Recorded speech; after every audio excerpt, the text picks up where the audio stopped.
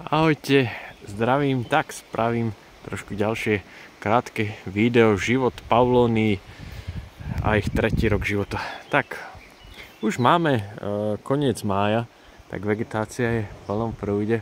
Pavlónie už vyrašili, vyhnali lístky a keď tak môžeme sa pozrieť bližšie, jak vyzerajú, jak sú asi hrubé, keď sa tak chytím, tu mám ruku svoju a kmeň. Asi dvakrát by som to obtiahol.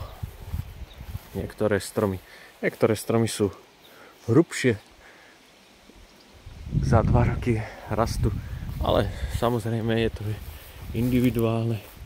Niektoré, napríklad ako tento tu dole, tak tento skoro obťahnem celý v tej výške 1,40 m od zeme. Takže asi tak. No a však v podstate, čo človek spravil, jedine na stromoch, čo rastli, ešte vyrašili bočné malé konáriky, tak tie človek poodlamoval a už hore to necháva.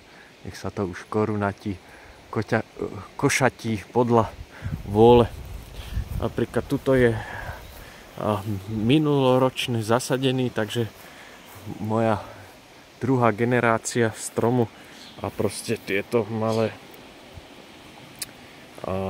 výhonky, tak toto človek polamuje a ten už tiež takto rastie. Ten má 1 rok za sebou, teraz mu začína druhý a tieto majú 2 roky za sebou a začínajú tretí. Takže takto vyzerá plantáž pavlónií.